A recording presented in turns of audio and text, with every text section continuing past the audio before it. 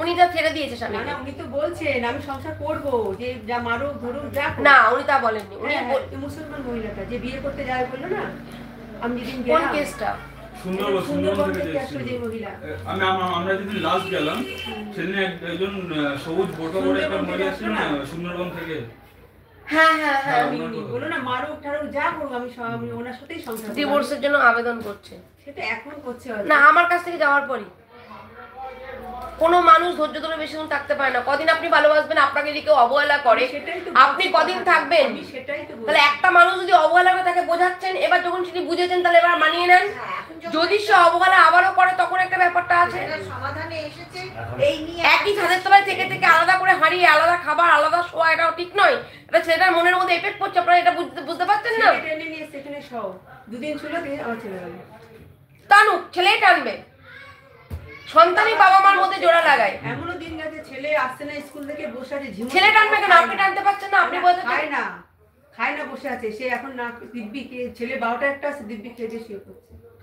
আরে দিনটা দেখছি, আরে বলছি এখন পুরানো কথা ছেড়ে দিদি দেখুন, আমাকে পাশে পেতে গেলে আপনাকে বুদ্ধিমতী হতে হবে। আপনি নির্বোধের মতো কাজ করবেন, আমি নির্বোধকে বোঝাতে পারবো না। যার মধ্যে একটুখানি বুদ্ধি আছে তাকে আরেকটু বুদ্ধি দিতে পারবো, কিন্তু যে বুঝেও না বোঝে, যে কথা শুনেও না শুনে, তাকে আমি বোঝাতে পারবো না। ভালোবাসাটা এতটা ছিল সেটাই বলছি আমি, এতটা টান ছিল বাপ ছেলের মধ্যে, সেটাই বলছি আমি বলছি না কিছু, আমি উদাহরণ দিচ্ছেন। এই উদাহরণটা দেবেন কেন? এখন নতুন জীবন শুরু হয়ে যাওয়ার পর উদাহরণ দিচ্ছেন? তাহলে বলুন আমরা চলে যাই, আপনারা বুঝে নিন।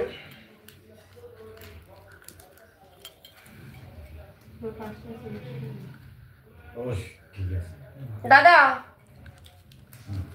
দাদা আসুন। অপমান করছিল, এখন কোনো অপমানই, আমাদের তো ধৈর্য না, আমরা লোকের জন্য ঘুমাই না, আত্মসম্মান বিষয়ের জন্য মার খাই, কেস খাই, তারপরও ময়দান ছাড়ি না।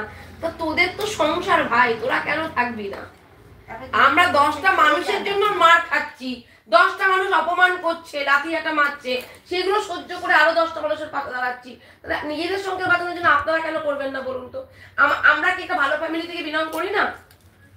আমরা কি পেটের খিদের জন্য এখানে এসেছি? আমার কি পরিবারের লোকজন খেতে দিতে পারছে না? আমার কোনো কিছুর অভাব আছে?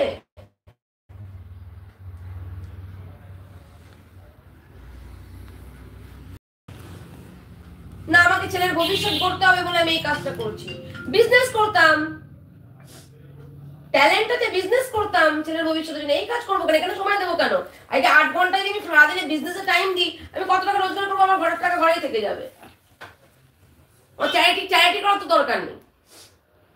আমি 13 বছর যদি নিজের বিজনেসে যদি সময় নিতাম, 13টা বছর, এই 24টা ঘন্টা 2 ঘন্টা ঘুমাই, ভোরবেলায় ঘুমাই পরের দিনকে, আমি এই পরিশ্রম দিয়ে আমার বিজনেসে দিতাম, আমি তো বড় একটা বিজনেসম্যান হয়ে যেতাম। না খাওয়া না দেওয়া, আপনাদের জন্য কেন ধৈর্য ধরবো? উনি তো কত অপমান করলেন যে চলে যান, আপনি বসে থাকতেন, ফালতু বসতেন, কোনো উত্তর পাবেন না, আমি দেবো না 2 দিন টাইম, তারপরে উনি দিলেন না। সেই লোক মন হলো, সেই মানুষটা মন গলে গেল। আর আপনি ভিকটিম, আপনি 2 দিন এত কিছু ভিডিও দেখেন, এত কিছু দেখেন, কেন বলি, কেন বকি, কেন ঝোঁকি, আবার কেন কাছে টানি, এটা বুঝলেন না? ওনাকে তো কাছে টানলাম, বকলাম না ওনাকে? আপনাকে কাছে টানার জন্য তো আসিনি, আমি সবাইকে কাছে টানার জন্য এসেছি। ডাকুন স্বামীকে, 1 কাপ চা করুন, দিন যান, চা করুন, স্বামী করুন। আমরা খাবো না, করুন, লিকার চা করুন। আমি খাবো না। ও খাবে না। কে খাবে? উনি দুধ চা ছাড়া খান না। না না, কেন? আমার এখন ভালো লাগছে না।